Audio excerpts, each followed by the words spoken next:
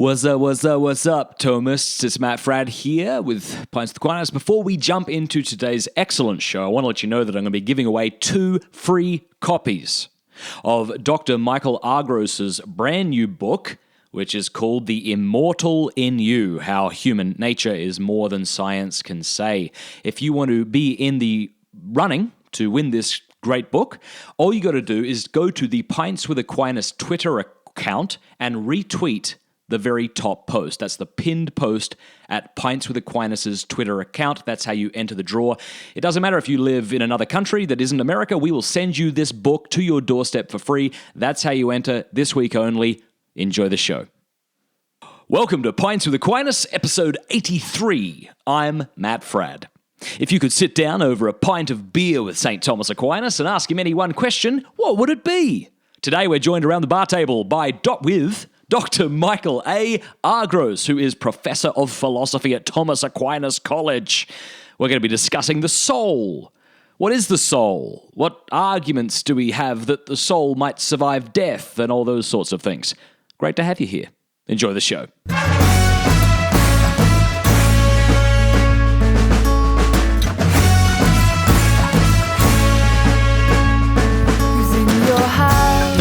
All right. Good to have you here back at Pints with Aquinas, the show where you and I pull up a bar stool next to the angelic doctor to discuss theology and philosophy. And as I already said, we'll be discussing the soul today with Dr. Michael Argros from Thomas Aquinas College. This is a really fun discussion, partly because the two of us geek out over philosophy. So I think you'll enjoy that. But we're also going to be talking about the soul. We don't actually read directly from Thomas Aquinas in today's episode, so I will read from him I'll read from Aquinas directly before we get into this interview to kind of set the stage a little bit, okay? Because I always say I love hearing directly from Thomas Aquinas. I don't want someone to break Thomas Aquinas down for me unless I can also read him directly.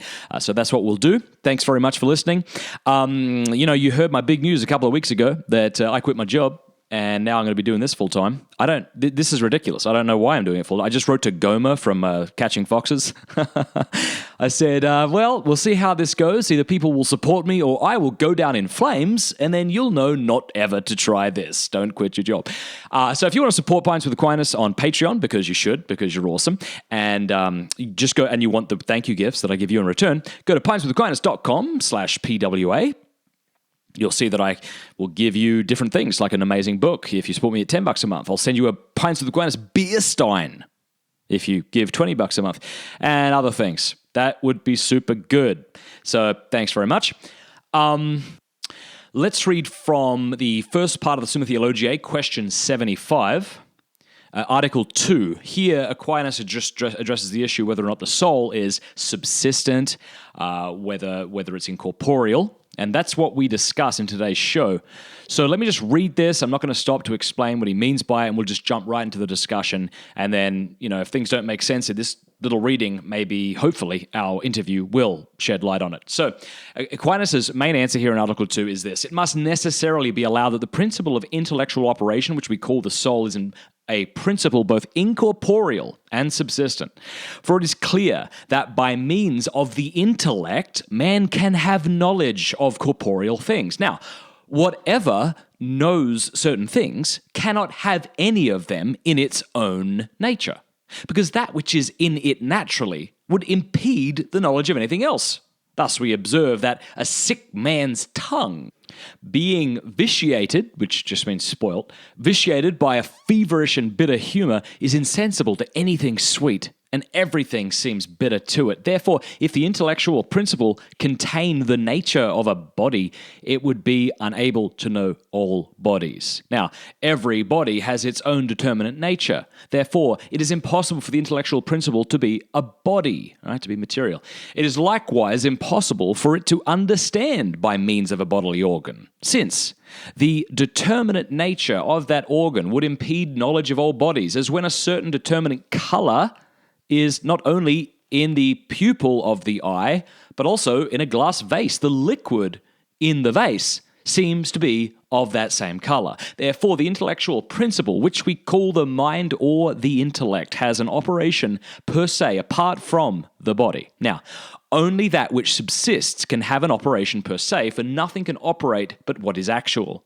For which reason we do not say that heat imparts heat, but that what is hot gives heat. We must conclude, therefore, that the human soul, which is called the intellect or the mind, is something incorporeal and subsistent. Okay, hope that made sense. I think it's beautiful. There's a lot to unpack there for sure, and I think we'll do that somewhat in the show. Make sure you stick around to the end of the show so we can hear your questions answered here on Pints with Aquinas. Here we go. Dr. Agros, thank you for being with us. Oh, thanks for having me on the show. I appreciate it, Matt. Absolutely. Now, I heard about you first, the other book you just wrote on cosmology with Ignatius Press, on the First Cause. What was that one called? Who Designed the Designer? Yeah, what I read of that I really liked. And now you've got a new one out called The Immortal in You, How Human Nature is More Than Science Can Say. Pretty cool front cover. Tell us a bit about you first, maybe, and why you wrote this book. All right. Well, I've got a doctorate in philosophy from Boston College, and I've been teaching philosophy for, 20-something years. And I teach at Thomas Aquinas College in Southern California, a small liberal arts school where we do the great books. That's kind of more or less the curriculum. And why did I write this book? Well, because there are a lot of people out there these days convincing young people, especially I'm thinking of college students, that they're nothing more than machines, they're nothing more than animals or piles of tissue, that there's nothing about them that elevates them above the rest of the natural world, that there's nothing for them after death, and so on, and convincing them that, this is the worst part of it, that's the conclusion of science. That's kind of masquerading as science when really it's just badly done philosophy. And I'm not the only one like this. There are people out there like Ed Fazer and others who are kind of tired of hearing about all these popular books out there by people like Richard Dawkins and Christopher Hitchens and the like that are convincing young minds of these sorts of things, very successful books that they're writing. And we're in possession of the knowledge. We have the knowledge of the truth on the opposite side, and we're starting to feel an obligation to communicate it to more popular audiences and not comfortable just with talking with our fellow academics about it. So that's one of the main motivations for writing a book like this. Well, good for you for writing it. Obviously, we're talking about the soul, the immortality of the soul, whether it's incorruptible. Maybe the very first thing we should do, Dr. Agros, is just define what we mean. When people think of soul, sometimes they think of that thing that floats within us. We're not really sure what it is we're talking about, so it might be difficult to make an argument for it. So what do we mean by soul? Okay, that's a great question. The thing that most people have in mind when they hear it is something that has to do with religion and something that's immortal and survives the death of the body and so on. And obviously there's some truth to all of that. But the philosopher's approach to this is a little bit different. So if you go back to Aristotle, who's a pagan philosopher, lived before Christ, he doesn't have any clear revelation of any kind about the afterlife. He had an idea of the soul too, and what he meant by it was just whatever it is in your body that is first responsible for making it be a living human body as opposed to a corpse, basically. And when you define it that way, you see that other living things also should be said to have a soul, a first principle of being alive that's in the body of the animal. And he would even have said the same thing about plants. So you see how different that is from our ordinary understanding of soul. And if you start with that idea, you can eventually discover that the human soul is special. It's not just what makes us to be alive and animates our body. It turns out that in our case, it is something that can exist apart from the body. That's what's special about it. So what you won't find in Aristotle or Thomas Aquinas after him, you will never find an attempt to prove the existence of the soul. And the reason for that is because what they mean by it is something they take to be obvious. Right. The existence of it is obvious. So you actually find this expression in Shakespeare as sure as I have a thought or a soul, one character says. I think it's Beatrice. And the idea is, just as I know that I've got a thought, I don't have to prove the existence of my thoughts. I immediately experience them. I also know that I've got a soul, that is something within me that is the first reason why I'm able to think and to be a thinking and sensing and living being. So, but then the special question comes up, how do you know, or how do you decide or tell whether the human soul is something that can exist apart from the body or not? That would be the subsequent question. Right. So could we say, if someone, again, is making this into too much of a religious issue and you're having a discussion with someone over a beer and you're like, look, all I mean by the soul is it's the difference between a living body and a dead body. Would that be a good place to start, or is that? It's a good place to start. Yeah. So it's the first thing. You have to say the first thing, because if you say it's anything in you that's the reason why you're alive, well, then your heart is your soul, and your blood is your soul, right. And that's not true. So the thing about those things is they're alive too. You want to go back all the way to the ultimate reason why there's life in you at all, human life in you, and there you see that doesn't decide the question right away in any obvious way. Somebody might hear that and say, "Oh, so you mean DNA? That's what it is," or something like that. That turns out not to be the case, and that's the kind of thing that St. Thomas and Aristotle can argue against. So what they will do, they won't argue for the existence of the soul, but they will argue for figuring out what it is. So do you have a soul is not really a serious question for them. That's obvious.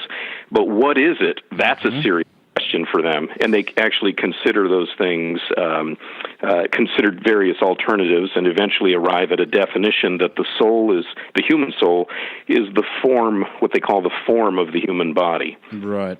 So would pre-Socratics, like atomists, like Epicureans and such, would they, if they would also hold that we have a soul, even though they would be materialists? Yeah, so they would say that your soul is something like really fine atoms, like some kind of gassy substance that permeates your body, something of that sort. Yeah. And so when you die, that gassy substance just rearranges. That's all that happens. That's right, yeah. So, and that obviously opens you up to all kinds of problems. If you say that sort of thing, then why can't that gaseous substance find itself in a different kind of body? Why can't the human soul just put down this human body like an Iron Man suit and pick up another one? Yeah. That's not possible. Maybe it can, right? I mean, if the Buddhists are right. Yeah, right. But if it turns out it's the form of the human body, which is the kind of thing that, again, Aristotle and Thomas will argue for, then it can't possibly be put into another kind of body, because what it does for a living, so to speak, is it makes or forms that kind of body. So it would be like saying, hey, can you take the form of a statue of Abe Lincoln, which is the shape of Abe Lincoln's body, take it out of this material, put it in another material, and get a statue of George Washington? You can't do that, because if you take the form of Abe Lincoln, what you're going to get is a statue of Abe Lincoln. So the same thing would be true of the soul, if indeed the soul is the form of the body, the thing that makes it to be a human body. Okay, and the other thing, we're not talking about is the ghost in the machine stuff, right? Like Thomas and the church has taught that the human person is both body and soul, and so like if a person dies, we don't call the body a human person, maybe not even a human body. And if we consider the souls prior to the resurrection of the body, we wouldn't call them. You correct me here, Professor. You wouldn't call that a human body either. Not even a human body, but a human person, would you? I think that's right. Now, there's some debate about that, but I think the doctrine of St. Thomas on that is just what you said, that if you said that a human soul is a person, which is kind of the view that Descartes had and the view that Plato had long before him, then what you'd be saying is, I am a combination, a human being is a combination of a person and a body. And what you're suggesting there is that the body is not really part of what I am. It's just something that I'm using, like a driver in a car or something of that sort. And, but that, yeah, go ahead. Sorry, I was just going to say, didn't Descartes even think that he could locate where the soul was, some sort of gland? Yeah, the pineal gland. He thought that was the special point of connection between the soul and the body. And he was confused about a lot of things. But he saw that a human being is somehow composed of these two principles, the body and the soul. But because he made each one of them an independently existing substance and didn't make one of them sort of the form of the other that gives it being, he didn't do that. As a result, he was always stuck with the problem that they don't really seem to form a single being. They're two beings working together or something of that sort. Again, like a driver and a car, the two of them don't form one entity. It's one entity using another, and that doesn't seem true to our experience of having bodies. My body is not just something that I'm using. It's actually me, as long as I'm alive in it. And that fits with the view of Aristotle and Thomas again, that the soul is the form of the body. The statue is not just a lump of marble. It's not just a shape. It's a shape in a piece of marble, or it's the two together, and that forms one statue. And so here too, you get one being or one living being, a human being, by combining the materials for a human being with the thing in those materials that actually forms them or makes them to be human. I wonder if, just like Descartes, turned non-rational animals into machines, essentially, I wonder if that's sort of kind of just what we've done. Like, we've continued down the road of Descartes, we've picked up certain things that Occam had to say. We've kind of shaved away the things that don't seem necessary, and now it's just like, yeah, this is us. Like, it's just blood and atoms, and anyone who wants to say any different, like someone might say to you, Dr. Argyros, okay, fine, right, we have a soul. Yeah, sure, I can agree with that. But this notion that it's immortal, where's the evidence for that? Yes, right. So that's the difficult question, which for Aristotle comes near the end of his book on the soul. He's got three. His book is divided into three books, three large chunks, and it's in the third part that he talks about that. And he considers that to be one of the most difficult questions that you can ask in all of philosophy, but in particular about the human soul. So, in short, sort of in outline, the way the argument or the way the evidence goes is like this. If your soul has all of its activities in the body, if it does everything that it does in the body, if all of its activities are activities of a body part, you could put it that way, then your soul is nothing but a form of your body. It can't exist apart from it. If its life and activity is all carried out in parts of the body, then its existence is stuck in the body, and it can't be apart from that. But on the other hand, if the human soul has some activity that it does not conduct, that it does not carry out in a part of the body, and by means of a part of the body, then its existence is not completely, what would you say, submerged in the materials of the body. It has an existence even now that's at least partly not in the body, and therefore it can exist without the body. That's sort of the general setup for the argument. Yep. Then it all comes down to the question, well, is there anything that the human soul can do that it does not do in the body?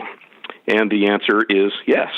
And the answer, part of the answer to that, or one example of that, is the act of understanding, and in particular, because you can talk about animals also understanding things in some sense of that word, I'll specify the understanding of universal things, universal truths. Right. So when you understand not just this beautiful thing, but what beautiful means, or you understand not just this triangle, but what a triangle is in general, you're forming universal ideas that are applicable to a possible infinity of individuals. So this triangle is right here, right now. This cat is right here, right now, and it doesn't apply to other individuals.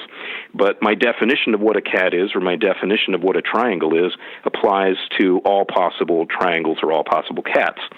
And so those kinds of notions that we can form, that's what I mean by understanding universal things, and then universal truths that you can make out of statements about formed from universal terms, like every triangle has an angle sum of two right angles, that sort of thing, or every cat is an animal. If you make statements like that, you're making universal truths that you understand. Mm-hmm. That's the kind of thing that animals can't do, that machines certainly can't do, that we obviously can do. So like that expression from Shakespeare, as sure as I have a thought or a soul, I'm very sure that I have these universal thoughts. Yeah.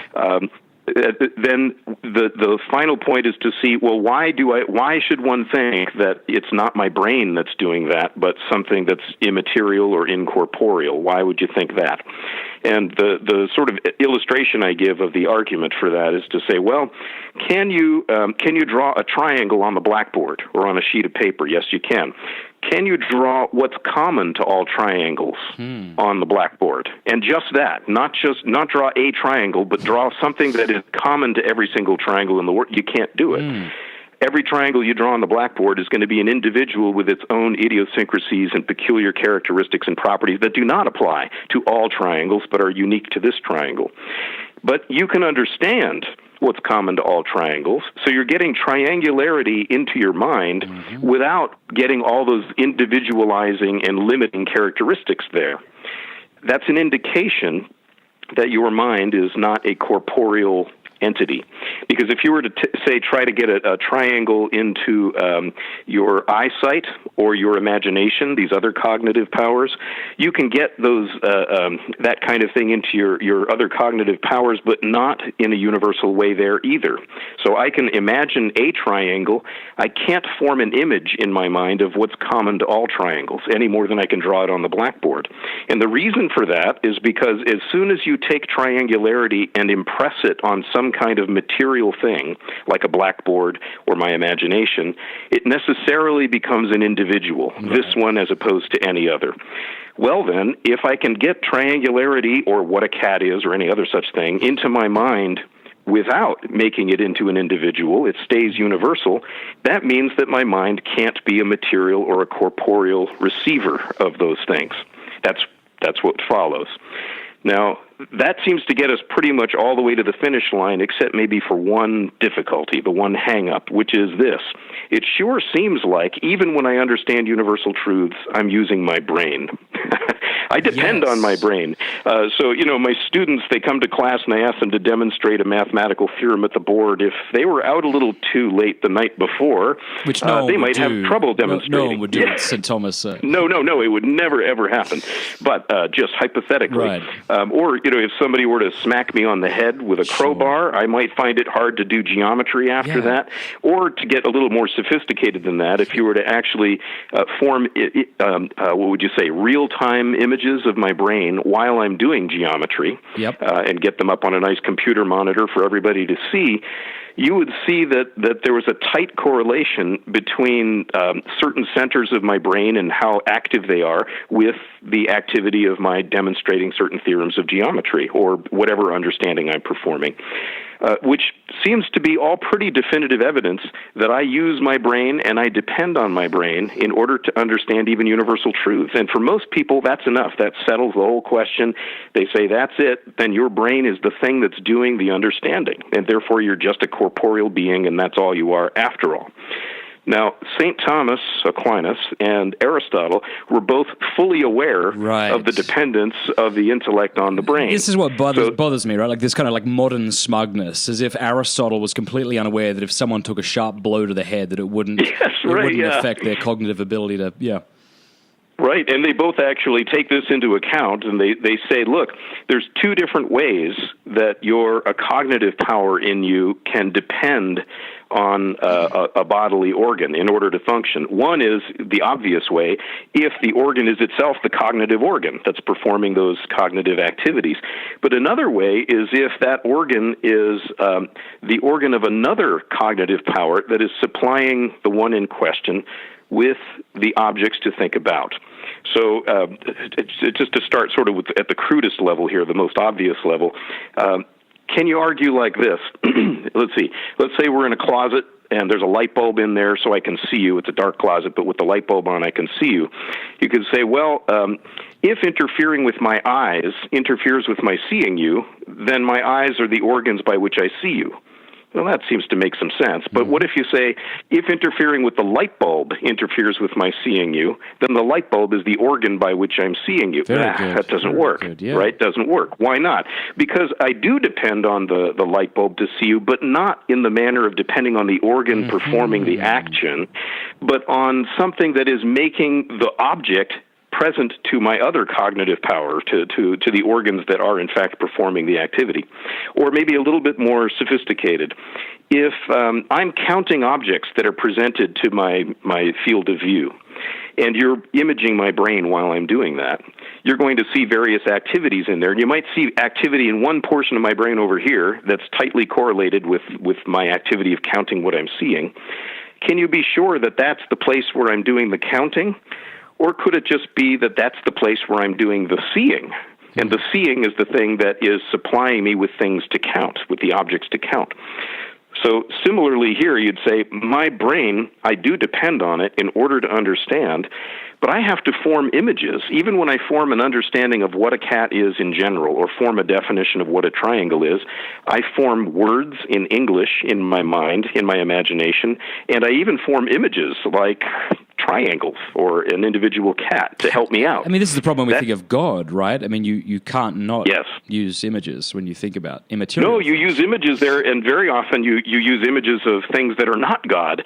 So St. Thomas explains God negatively in many ways. He's often the via negativa there. So he'll say God is not a changeable thing. He's not a body. What are you imagining when you say God is not a body? A body. Well, a body of some kind. With a big see? red cross through it, yeah. Yes, right. Yeah, exactly. Just not this. And so you see that even when we can't form an image of the thing we're thinking about, we do form images of other kinds that help us to bring that thing to mind. Now, if that's true, and that's what St. Thomas and Aristotle both said, they said, and this fits with that question you were asking about Descartes, are we a ghost floating in a machine? Well, no, there's a reason why the human soul is in the human body. It's not like it's an intellectual being that's been imprisoned in an animal body where it doesn't belong. It's the kind of intellect that gets its understanding of things with the help of the senses and the imagination. That's how it gets its objects. If that's how it gets its objects, then if you interfere with the organs of sense and imagination, you will necessarily interfere with understanding because you're cutting off the supply line of objects to the intellect. I've heard so the analogy, that would just as well account for the evidence. Yeah, go ahead. I've heard the analogy, too, of the pianist and the piano creating the music. And if you damage the piano, then you won't be able to play the music. And the soul, in a similar manner, the soul uses the brain. Yes, that's right. But I like yours, so too, soul, with the light bulb in the closet. That's good. Yeah. So the soul does depend on the brain in order to understand, but not because the brain is doing the understanding for the reasons given earlier. Yeah. So if we get rid of universals, right, like if we take Occam's approach, and is that one step closer to being able to more easily deny the soul? It would be one step closer. You'd have trouble denying them. You run into all kinds of problems. But yes, that would get you one step closer. But you would still have other properties that would cause you trouble. So the fact that the human intellect can think about itself, can understand itself, the whole intellect understands the whole intellect, that is impossible to reconcile with the idea that it's a power in a body. It's so crazy when you consider the history of philosophy and how one philosopher builds upon the other's either insights or flaws. Because, you think of, like, David Hume, who says that, like, well, you actually can't know that you exist. Because you never experience the self.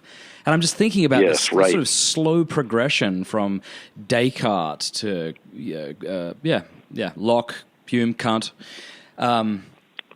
I think that's actually a good indication of the truth of Aristotle's doctrine and St. Thomas's explication of it is that if you start denying some of the fundamental principles in that doctrine, you're going to end up basically denying your own existence. That's the end of that road. Yeah, and when somebody says that to you, like, it's absurd to think that you exist. You're like, or maybe you are, like... that's right. Maybe we should run back to Aristotle. Maybe we should be doing that and start again because, Well, and then wouldn't it be...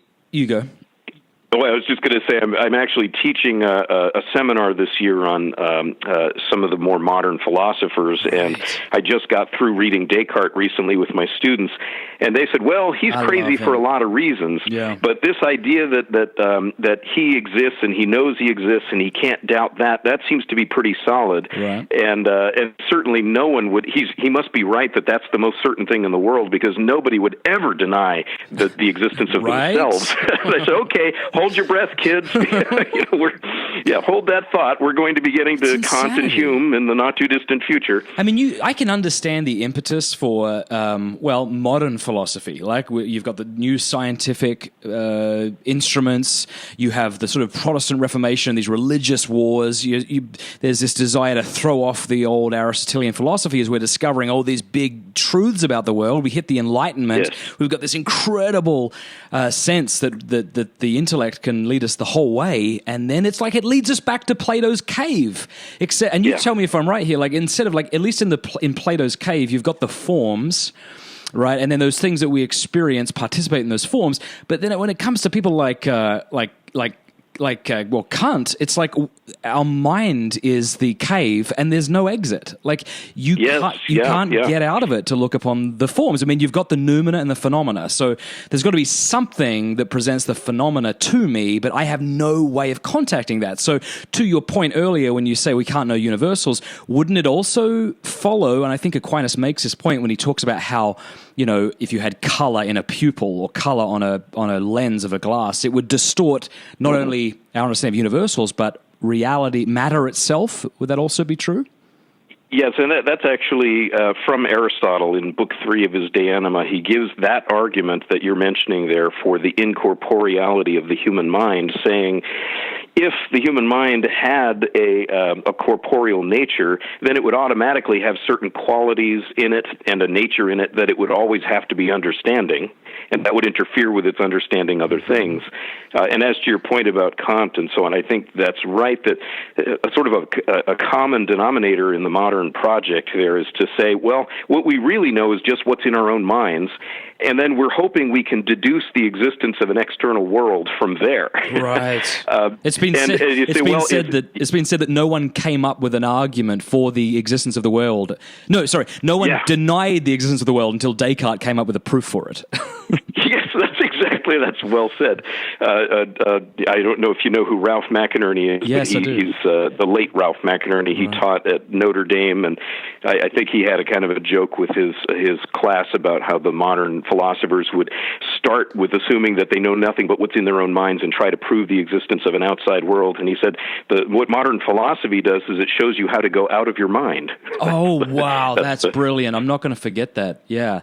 I think it's important to our listeners that they recognize just like what an like Kant, Immanuel Kant was an A-bomb in the history of philosophy, right? I mean, since the time of Kant, I mean, that's totally influenced how we do philosophy. You can either ignore him, right, or say he's wrong, and you continue being sort of an epistemological realist, saying we can know things in the external. Or what do? You either give up. You either say, well, reason is so handicapped, so let's study language, or you just give up the whole enterprise altogether. Yeah, that's right. Because we have a bunch of geeks who listen to this podcast, Dr. Agros. That's why I bring this up, and I'd love your thoughts on that. Okay. Well, God bless the geeks. I'm one of them. Kant is interesting because he's right to say that there are many properties of things only as known by us, properties that don't belong to things in themselves, and sometimes we fall into mistakes if we attribute those properties to things as known to the things themselves. So, an example would be universality. And that was a big question among the ancients and medieval philosophers. Are there universal things? Is there, so take Plato, for example, is there triangularity itself or cat itself existing by itself somehow, separate from all others in which the others participate? And Aristotle is the first one to say after Plato, no, actually, that doesn't exist outside the soul, as long as we're talking about things like specific species of animals and figures. He had a different thing to say about goodness itself. He agreed with Plato about that. But about something like what a triangle is, he says that exists separately from individual triangles only in the soul. And so the soul is the place of forms. It's not right to think of a separate realm of those things. And he had reasons for saying that.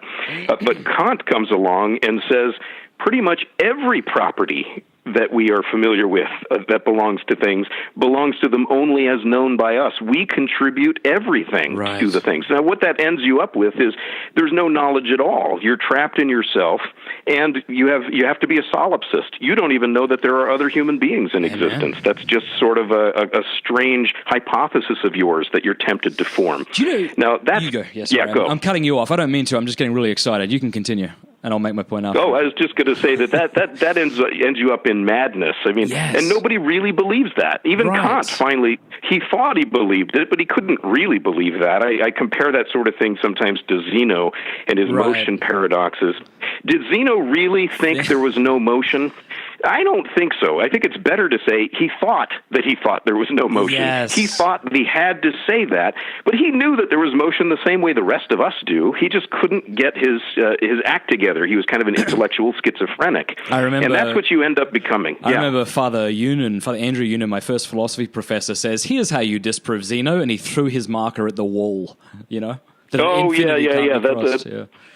That's kind of takes you back to Samuel Johnson, that great literary figure of the 18th century in England. There, I think his friend Boswell, who wrote that famous Life of Johnson, Boswell asked him how he would refute Berkeley, I think it was, who says basically there's no material things outside your soul, everything's just in your mind, and so on. And Johnson just said, "I refute him thus," and he kicked a rock. Oh, it's brilliant. That's it. That's good. Here's the analogy I was going to use. I don't know if you ever had the pleasure of speaking to someone that you're not sure if they're inebriated or not, but it's outside a pub and it's 1 a.m. and maybe they're homeless, you're not sure, but you strike up a conversation, and at the beginning they seem kind of with it, and you're talking to them, and then they do something. It's a twitching of the head, it's a slurred word, and then you're like, oh wow, like you're completely off your head, and then you turn around and you go. And I kind of feel like, you're conversing with modern and contemporary philosophy has sort of been like that. Like, okay, I think I'm with you, Descartes. Yeah, I get it. The cogito, I can see that. And then okay, now God doesn't exist, the self doesn't exist. Okay, you are insane. I need to go. Yeah. There comes a time when the project, if there was something gone wrong with the project at the very core, at the very beginning, then as it develops further, you're going to work those defects out, and they're going to become very clear. So it's a little bit like working out a math problem or doing your taxes or something. You make a tiny mistake in the beginning, you might not notice, but then you get to the end and you say, "Wait a minute, I owe $700 million? That's not right." That seems excessive. Okay, well, that's awesome. I'm so enjoying this conversation. I think if you have time, I wonder if just before we wrap up here, just is there something else you want to address? Because I know you probably have been given 1,000,001 questions from people. What do you think's the most compelling argument for the soul not being subsistent? Like, there's got to be. You might obviously you disagree with it, but what's the best argument that shows that we are material after all, and once we die, it's just lights out? Yeah, I really think maybe there are two best argument and what actually convinces people the most or puzzles people the most maybe are not quite the same thing. That's right. Most compelling kind of evidence or strongest argument might actually be the one that I was mentioning before, that, hey, everything that you do in your brain, basically. Every cognitive function that you perform, that's all in your brain, and so there really is no sign in you of any kind of incorporeal power. I think that argument fails for the reasons I gave earlier, but that's the one that seems, just in terms of cold evidence, just sort of the strongest. But then I think you've also got something which is stronger that convinces far more people or persuades them far more, but in a way it's not even an argument. It's more like a prejudice.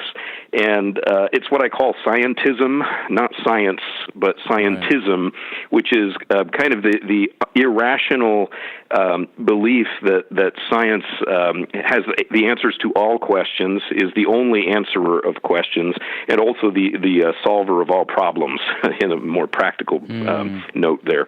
But if you think that, and this goes back to what you were saying earlier, Matt, about how science is so spectacularly successful, that modern science now, that we easily fall into thinking that it answers all questions, and that if you don't have a scientific answer, you don't have a real answer.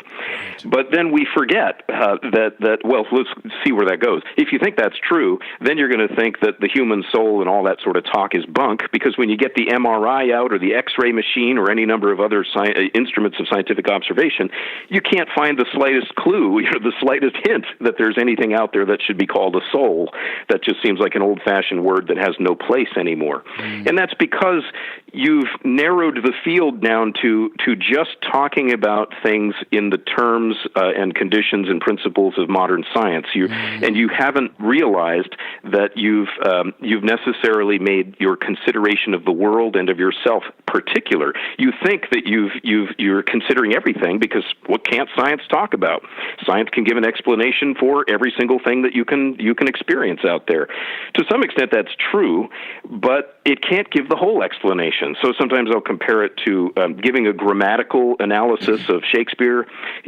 I can analyze all of Hamlet. I can explain every single sentence in there in terms of the rules of grammar.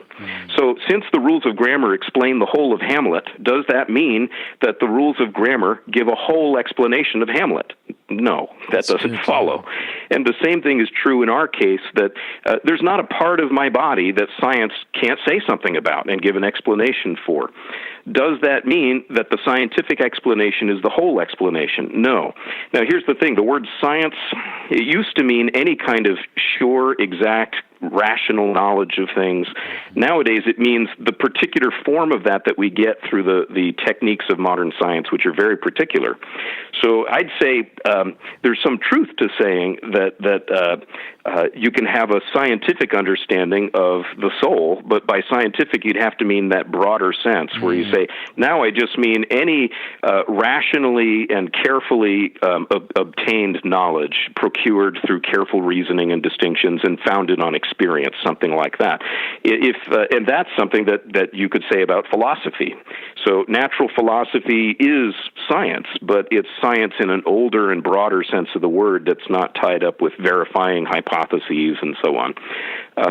So anyway, that I would think is probably the thing that's actually most pervasive. The reason people disbelieve in, say, the incorporeality of the human soul, or even the existence of soul, is because they've narrowed down their understanding of the world to whatever modern science can say about it, and they don't realize that that's actually a narrowing down. Yeah. That's excellent. I really hope that you keep writing books for a long time. This is your second book, is it? Or it's my second book, yeah, that's right. Yeah, please keep doing that. That would be great, if you don't mind. So the book, again, sure. to our listeners, is called The Immortal in You, How Human Nature is More Than Science Can Say. I'll be sure to have the links everywhere in the show notes so that people can go out and get it right away. It's been so great having you on. Thanks for your time.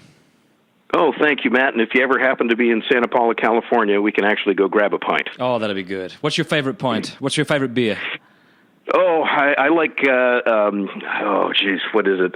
Sierra Nevada. I don't know if that's, it puts me in a shameful place, but let's see, what else do I like out there? I'm more of a whiskey guy, but when it comes okay. Yeah, when it comes to beer, I like a stout. Like a good stout. Oh, I see. Yeah. I like the India Pale Ales, okay. And I don't know. Yeah, we've got awesome. Lagunitas IPA. Right. Anyway, now I'm lapsing into advertising. No, we need to start like a philosophy brewery where all of the names of the different brews are named after like sort of philosophical thoughts and philosophers, and that'd be that is fun. A great idea. I know there's one out there called Three Philosophers. Maybe we could. Maybe I was going to say maybe we could come up with one called Epicurus, and it doesn't give you a hangover or something, All right. Well, God bless you, and thanks so much. Thank you. Oh my goodness! I hope you enjoyed that episode as much as I did. Remember what I said at the beginning of the show, hey? By the way, we're about to go into Q&A, but I just want to say one more time: if you want to be in the running to win a copy of Michael Argros's brand new book, The Immortal in You, which discusses all the things we discussed today, but at greater length, all you got to do is go to the Pints with Aquinas Twitter account this week only, retweet the very top tweet. That's the pinned tweet, and you can be in the running to win a copy of this book. All right. let's get into some Q&A. Hey, thanks very much to everybody who supports Pints with Aquinas on Patreon. If you want to support me on Patreon, go to pintswithaquinas.com, click support, and there you can see the thank you gifts, the very awesome, I might add, thank you gifts that I give you in return for being so generous. Thank you very much. All right, we are going to take some of your questions this week, and I'm trying to get through these one by one. We've got many questions here. Here's one from my mate, Adrian Boudreau, up in Canada. Love you, Adrian. You're a good man. Say good day to your beautiful wife, Rachel, for me. Okay, so here's what you say. Here's one I'm curious about. Do you know what Aquinas says about extraterrestrial life? Does he say anything about this? If not, what do you think he would say about them? That's a very good question. I don't know. I don't think he does address extraterrestrial life directly. In fact, I'm pretty convinced that he doesn't. Certainly, as you know, Adrian, the church is open to the possibility. You know, think about this, right? Back in the 13th century, as far as Aquinas was concerned, or others were concerned, there did not exist other countries, say like Australia or New Zealand. I mean, they were open to the possibility, but you have to think that New Zealand and Australia seemed as far away from them as Mars does from us, and other planets, you know, do from us. And so I'm certain that missionaries were rather shocked when they encountered different peoples and wondered how they could have fit into God's plan. But no doubt they do. And so certainly it's possible that aliens exist. So we might say, well, okay, suppose there are rational but non-human creatures that exist, and suppose they fall into sin like we've fallen into sin. Because maybe they don't, maybe they haven't, right? That's a possibility. But what then? And so actually, here's something that Aquinas does address. This is in the third part of the Summa Theologiae, question 3, article 7. And he asks whether one divine person can assume two human natures. And so, because you think about it, like could Christ, you know, become incarnate again, or could the Father become incarnate to save these people? And the answer Aquinas gives to this question is yes. I'm not sure if you know that or not, everybody, but that's here. Let me read it to you. So here's the direct question: whether one divine person can assume two human natures. And here's what Aquinas says: quote, "Whatever the Father can do, that also can the Son do. But after the incarnation, the Father can still assume a human nature distinct from that which the Son has assumed. For in nothing is the power of the Father or the Son lessened by the incarnation of the Son. Therefore, it seems that after the incarnation, the Son, so the Son, not the Father, but maybe you'd say the same about the Father, but the Son can assume another human nature distinct from the one he has assumed. The power of the divine person is infinite, nor can it be limited by any created thing.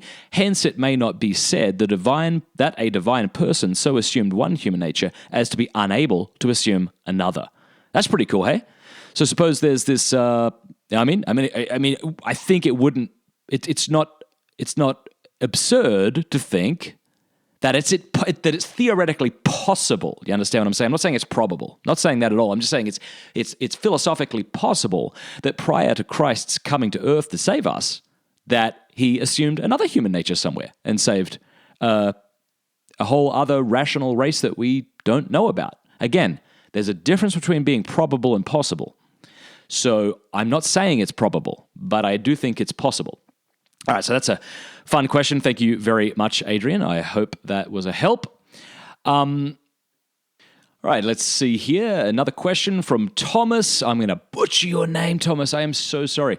Weingartner. It's so good to hear from you, mate. Thanks for your question. You say, I was wondering if you could answer this question.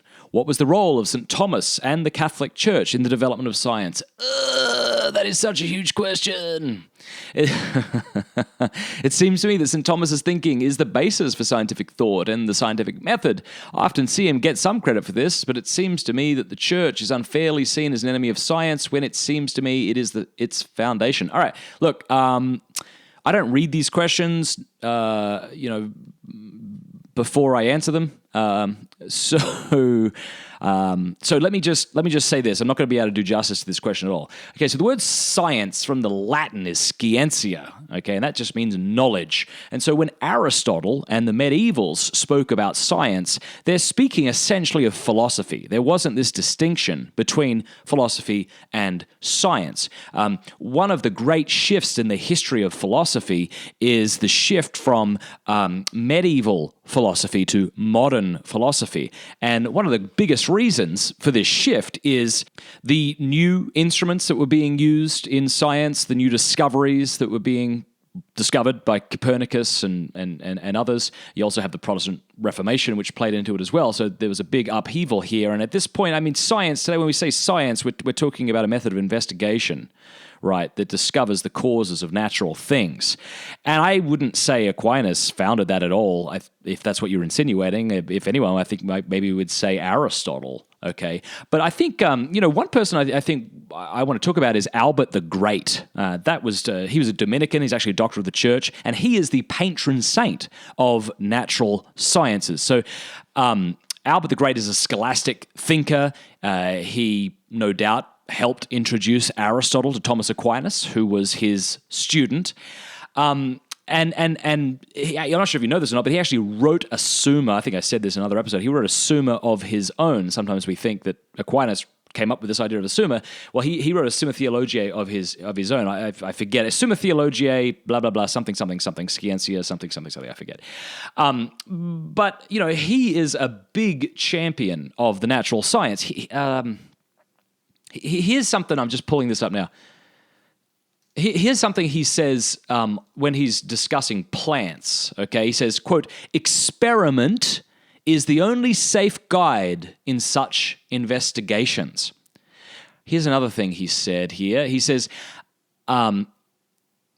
so basically, like, he also stressed this idea that God often works through secondary causes. Think evolution, for example. Okay, so here's his quote. He says, "In studying nature, we have not to inquire how God the Creator may, as he freely wills, use his creatures to work miracles and thereby show forth his power. We have rather to inquire what nature, with its immanent causes, can naturally bring to pass." All right.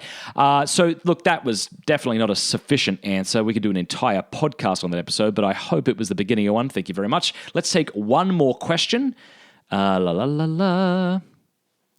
let's see. This question comes from Juan Posada. I think that's how I pronounce it. Forgive me if I didn't. Oh, hey, Juan. I just realized this is Juan. We chatted on the phone. Hey, man, thanks for your support. You said, "I would love to hear if St. Thomas ever wrote about his personal relationship with his guardian angel and any advice as to how to develop one."